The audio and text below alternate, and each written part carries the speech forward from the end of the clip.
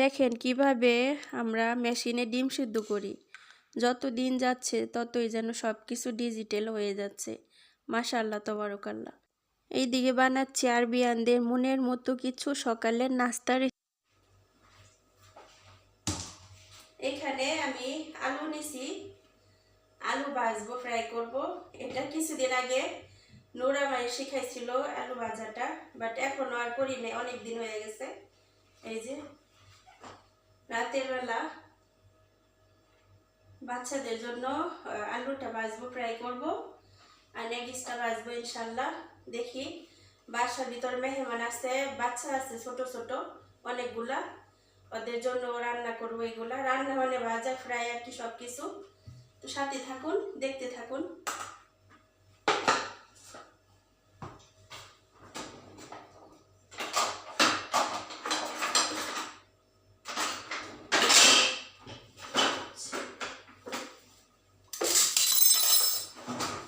এই যে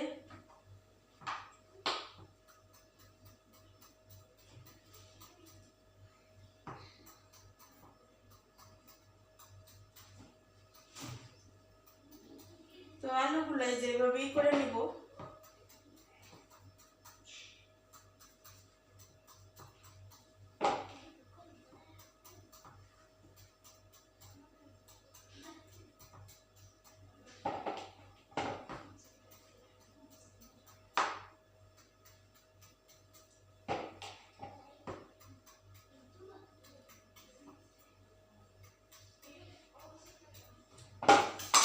এখন চোখলা সহ কাটবো।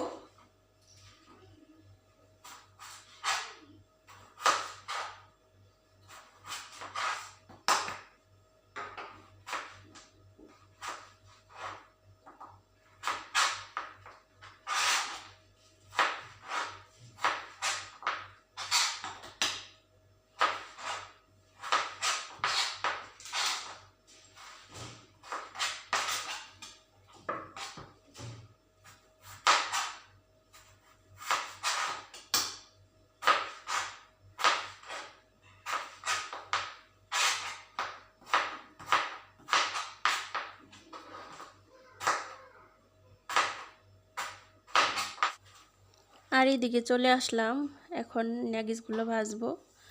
তো ন্যাগিসগুলো ভাজতে আসলাম। এদিকে হচ্ছে ম্যাডামও ডাকাডাকি করতেছিল যে রেহান একটু উপরে আসো, একটু কাজ আছে। এদিকে বাচ্চারাও বসে আছে খাওয়ার জন্য। আজকে কিছু কাজকর্ম করছি, করার পরেও তারপরেও কিছু দরকারি কাজ পড়ে গেছে।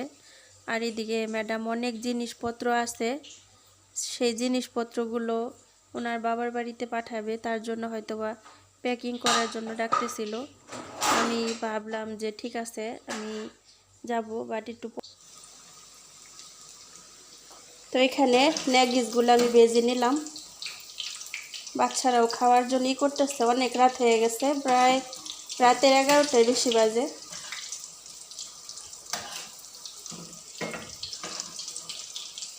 করিস না।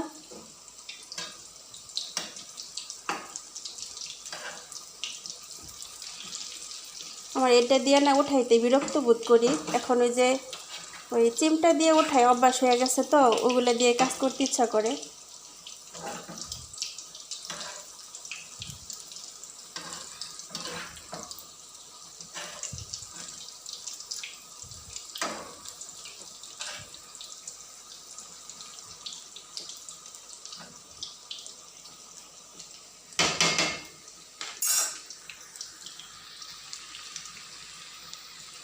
এটার মধ্যে রাখবো। তো টিস্যু পেপার নিয়ে নেই।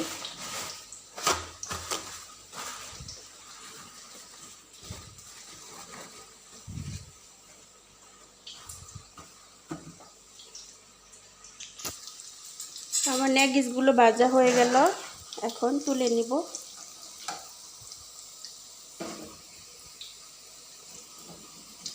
আরে তাড়াহুড়ার সময় কাজ পূর্ণভাবে তাড়াতাড়ি হয় না।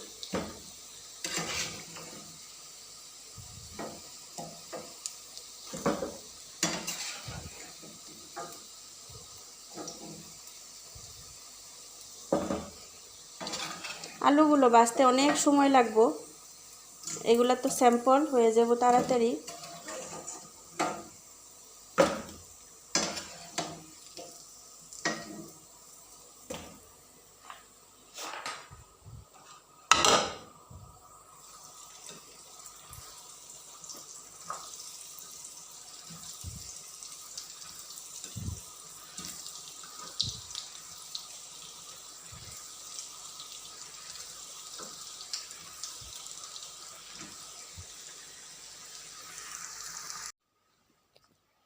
আর এইদিকে আমি আজকে একটি নতুন স্টাইলে আলু ভাজবো, অবশ্যই আপনাদের সাথে শেয়ার করব, আপনারা পুরো ভিডিওটা অবশ্যই দেখবেন।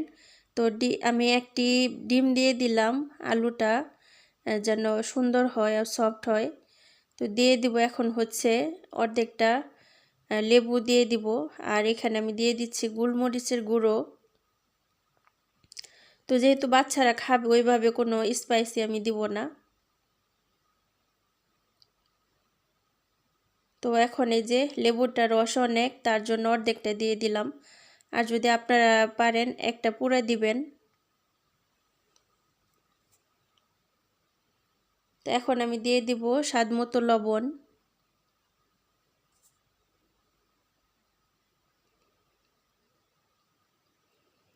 আর এখন দিয়ে দিব লাল মরিচের গুঁড়ো।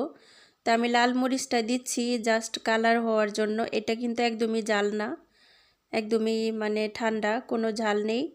যেহেতু বাচ্চারা খাবে তো শুধু দিচ্ছি কালারটা যেন সুন্দর হয় তার জন্য। তো এখন আমি সুন্দর করে এটাকে মিক্স করে নেব।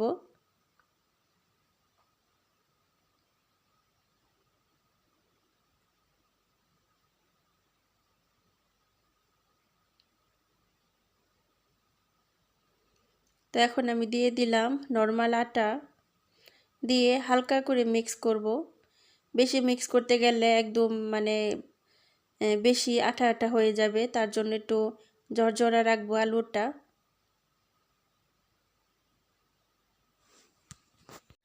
আর এখানে আমি চুলায় একটি ফ্রাই প্যান বসিয়ে দিচ্ছি, অলরেডি তেলটাও গরম হয়ে গেছে। তো এখন আমি আলুটা আস্তে করে দিয়ে দিচ্ছি।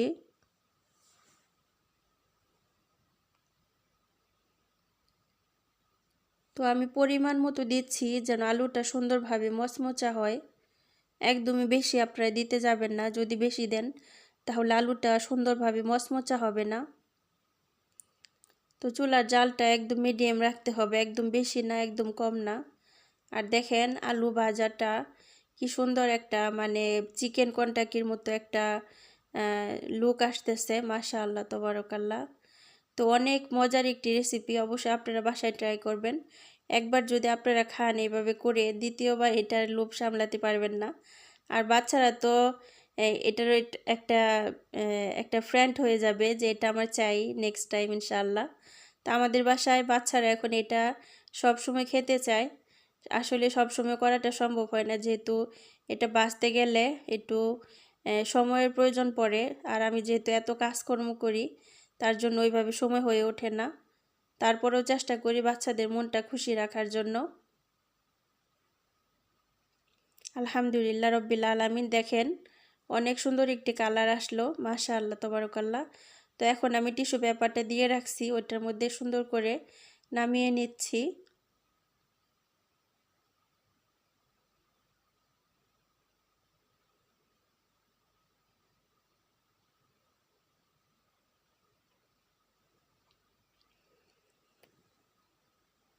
তো আমার আলুগুলো হয়ে যাচ্ছে, এখন আমি বাকি আলুগুলো সবগুলো সেম প্রসেসে ভেজে নিব।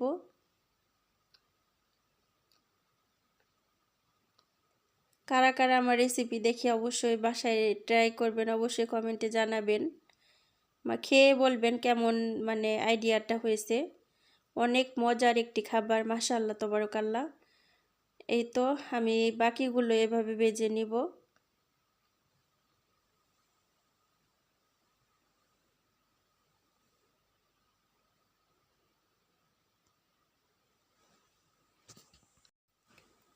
সবগুলো ন্যাগিস এবং আলুগুলো ভেজে নিলাম অনেকগুলো, যেহেতু আমার এখানকার একটা লাইট সুন্দরভাবে অন হয় নাই।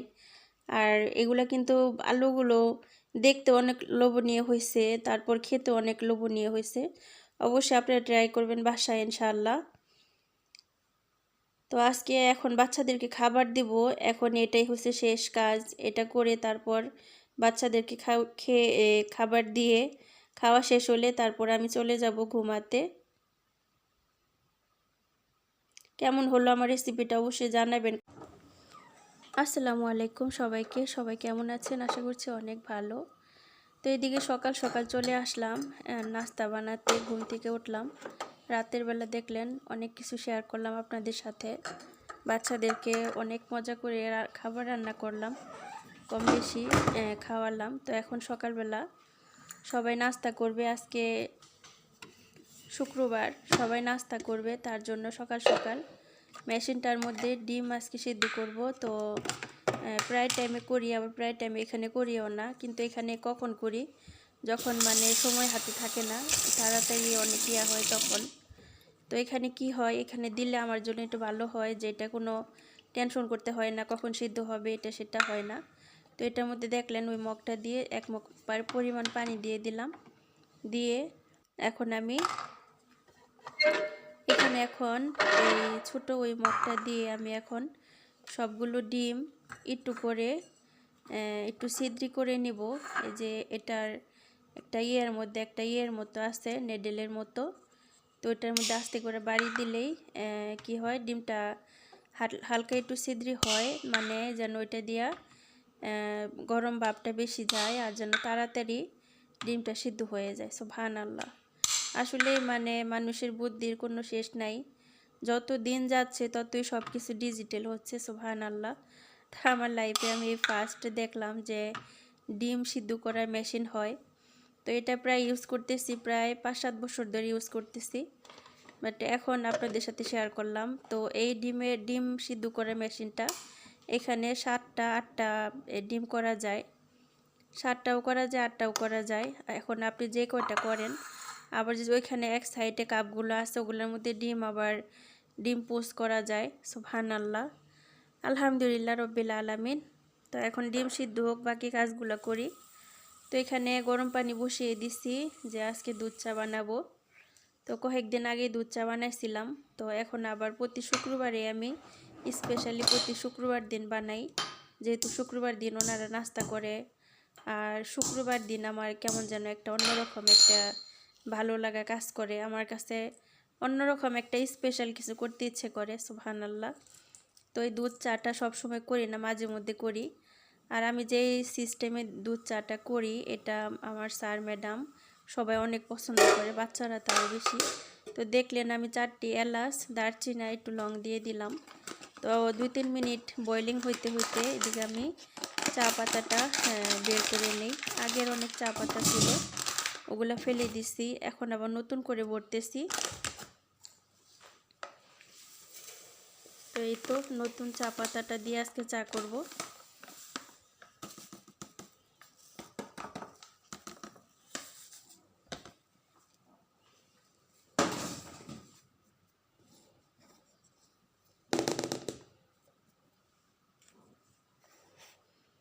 তো এখন আমি এই চামচটা দিয়ে 1.5 চামচ পরিমাণ চা পাতি দিয়ে দিব।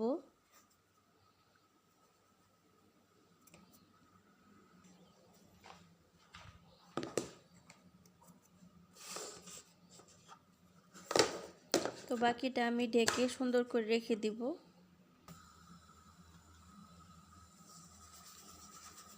তো তার সাথে দিয়ে দিলাম আমি আধা কাপ পরিমাণ চিনি দিয়ে দিলাম। তো এদিকে দেখি ডিমটা সিদ্ধ হলো কতটুকু। এই তো চলে আসলাম ডিম সিদ্ধ, দেখেন ডিমটা বয়লিং হচ্ছে, মানে যত দেখি ততই অবাক হয়ে যাই। মাশাআল্লাহ, তাবারাকাল্লাহ, আলহামদুলিল্লাহ রব্বিল আলামিন। ডিমটা সিদ্ধ হয়ে সেম রাইস কুকারের মতো একাই অফ হয়ে যাবে। ওই যে আর দেখছেন এদিকে একটু মানে গরম হাওয়াটা বের হওয়ার জন্য একটু সুন্দর করে ঘর করা আছে। মাশাআল্লাহ, তাবারাকাল্লাহ। তো এখানে দুধ চাটা দিয়ে দিব আমি। দুধটা দিয়ে দিলাম, দুধ চায়ের আমি চা বললাম। তো দুধটা দিয়ে দিলাম। এখন আমি 10 থেকে 15 মিনিট আরও বয়লিং করব, করে তারপর নামিয়ে ফেলবো।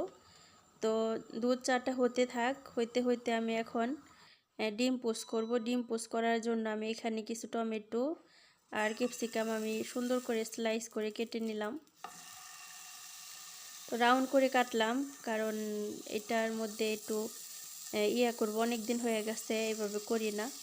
তো ওনারা অনেক পছন্দ করে, ভেজিটেবলস পাই কিছু, তারপর সব কিছু মিলিয়ে অনেক পছন্দ করে আলহামদুলিল্লাহ। তো এখানে টমেটোগুলো আর ক্যাপসিকামগুলো সব কিছু সুন্দর করে দিয়ে দিলাম, আর উপরে দিয়ে দিলাম পেঁয়াজ, আর এখানে দিয়ে দিলাম হালকা একটু লবণ। তো এখন আমি দিয়ে দিব হচ্ছে হালকা একটু গোলমরিচের গুঁড়ো, দিয়ে ঢাকনা দিয়ে ঢেকে দিলাম। 2-3 মিনিট পর আবার দেখব। আর এদিকে আমি একটি বেগুন পুড়ে নিচ্ছি।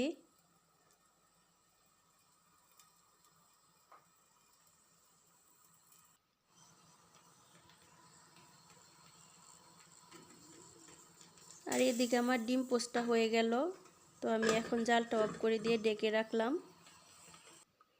আর এখানে যে আপনারা দেখলেন বেগুনটা, ওইটা দিয়ে আমি সুন্দর করে একটি সকালের নাস্তা তৈরি করলাম। এটা দিয়ে ওনার রুটি দিয়ে খাবে। মাশাআল্লাহ তাবারাকাল্লাহ। তো মাই ফ্যামিলি ফ্রেন্ডস, আজকের ব্লগটা কেমন লাগলো অবশ্যই কমেন্টে জানাবেন। ভিডিওটি এখানে শেষ করব। আল্লাহ হাফেজ।